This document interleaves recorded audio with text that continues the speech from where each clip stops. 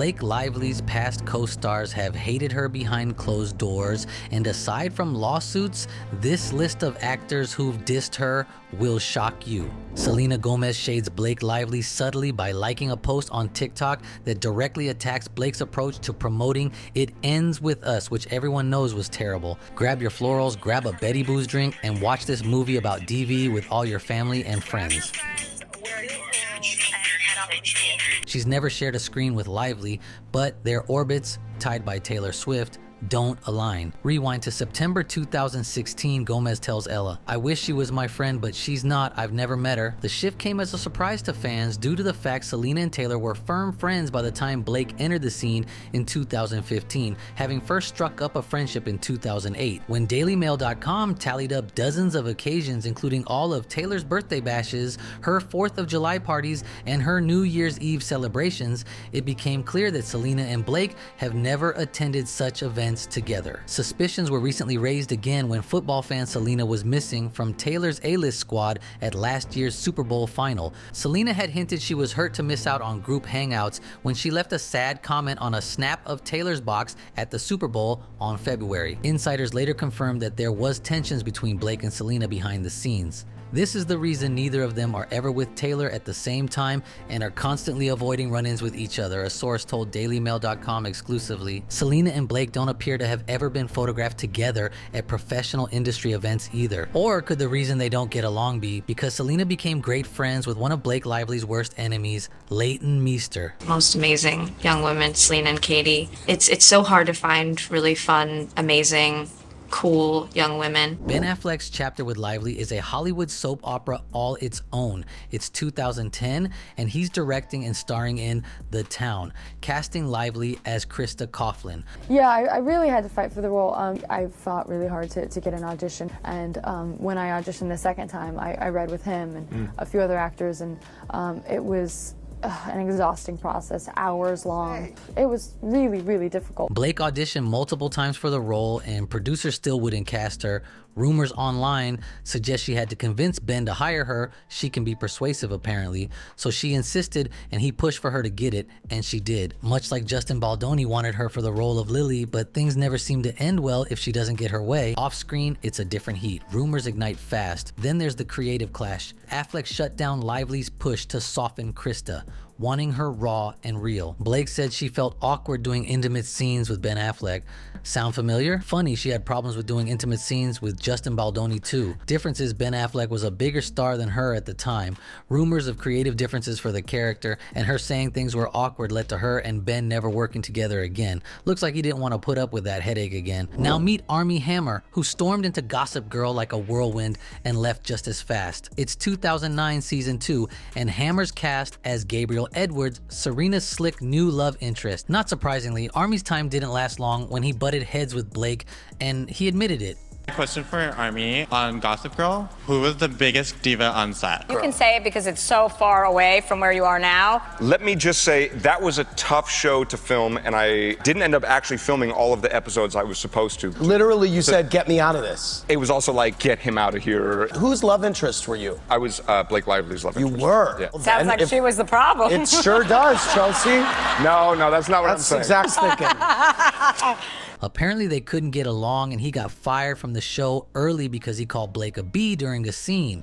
He mentioned how difficult it was working with her, and you could see why after all this Baldoni drama comes up. Justin tried to go the nice route, but things still backfired on him. I have met Blake Lively. I worked with her on Gossip Girl. Rosella Rego worked on Gossip Girl intermittently across all 6 seasons, often as a stand-in, giving her a front row seat to the dynamics on set.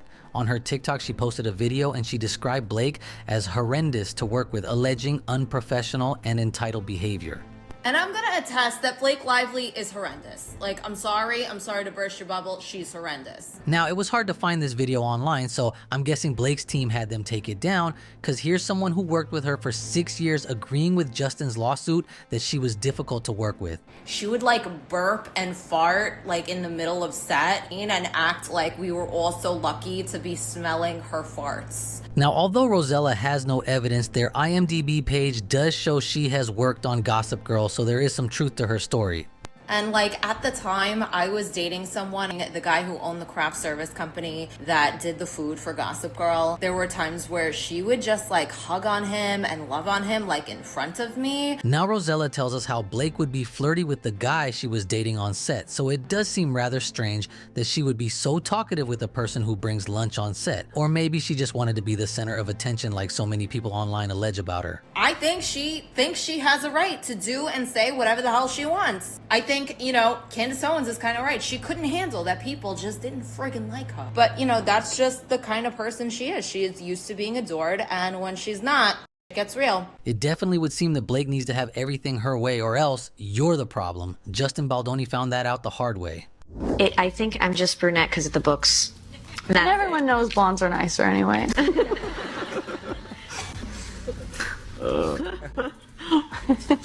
Oh, over there. Moment by me.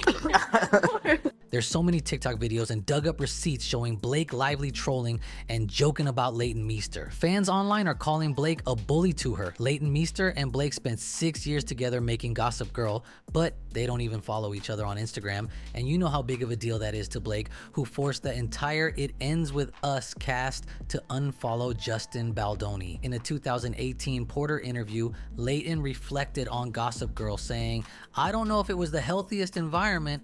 And in one video specifically, Blake makes fun of Leighton because she was born while her mother was doing a prison sentence with a not funny harsh crack on her in front of a huge audience. Chuck has a matching pet monkey with coordinating outfits, and I was like, I would love to be part of the show, but I can't act with a monkey. And then I got a few of them. She got a few of them. Come on, it was a joke. Lord have mercy. That was a lot of information about cages, and I'm sorry, I was still thrown off by that stuff. He was like, wow. Who else didn't want to act in a cage?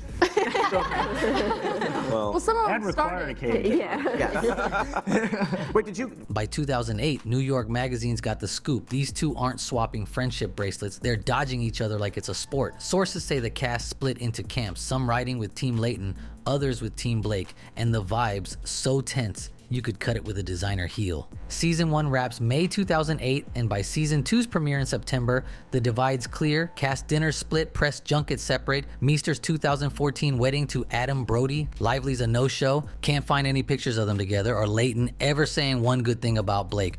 On the other hand, Leighton is seen here and there with other castmates throughout the years. Pictures with some did Penn's podcast, and even a funny quick skit for the SAG Awards this year with Kristen Bell. Hey everyone, Gossip Girl here. One of my sources, Lamey86, sends me this. Jeff Goldblum has a wicked appetite. Timothy Chalamet sitting next to a hot steak with a side of broccoli. Wait, what are you, Leighton? None of this is gossip. It's just all about food. I'm sorry. I'm just really hungry. When it comes to Brandon Sklenar, you would think he was Team Blake, but recently he's been quite the opposite. Are you Team Blake or Team Justin? He said, I don't speak English, Gail. I'm team It Ends With Us. After supporting her initial lawsuit, posting about it on his Instagram story, and sending everyone who follows him to go check out the Times article, he switches up his stance. He ends up shading her multiple times when asked about Blake in public. And finally, I know you're very supportive over your female co-stars as well. Blake Lively, how are you hoping to support her during this time? I mean, I just, it's a tough situation, and I just hope everyone remembers what the movie's about and why we made it in the first place, and I just want people to remember like what it's about and why we made it, and to kind of keep it on that kind of like core ethos, you know what I mean? You're also, the last time you were talking about the movie It Ends With Us, which has turned into a big major story between Blake and Justin. I'm wondering what you're thinking about that, processing it, navigating it. I just want people to remember why we made the movie in the first place and what it stands for, and you stay focused on that. Yeah, it means a lot to me. So it's unfortunate that things get taken away from what the ethos of that thing is, and it gets convoluted, and I just want to remind people of why that thing exists in the first place. Brandon, you got to understand, if you say something in public, then people are going to ask you about it in public. But instead of doubling down and showing Blake's support, he changes the subject, and that speaks way louder than what he said. Something fishy is going on. Everyone has seen previously how awkward Anna Kendrick has felt doing interviews with Blake, but this past weekend while promoting her A Simple Favor sequel with Blake, Blake, it wasn't just her body language talking, it was her doing the shading directly.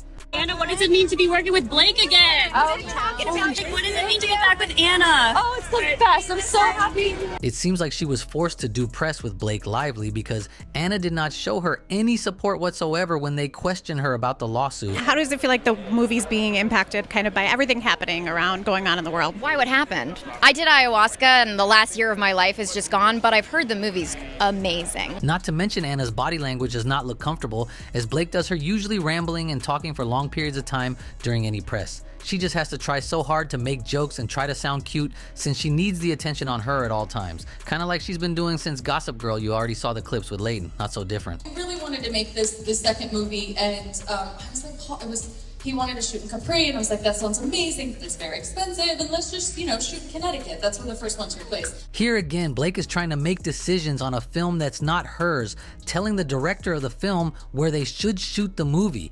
She's always seeking this sense of creative control. Let's just, shoot in Connecticut. That's where the first one took place. I didn't understand why I needed to be Capri, and now I want to live there. I love it so much. They serve you ice cream and lemons, and it's just magical. And they sell hats. That crazy, beautiful hat was just a hat in a store. Like, humans buy that.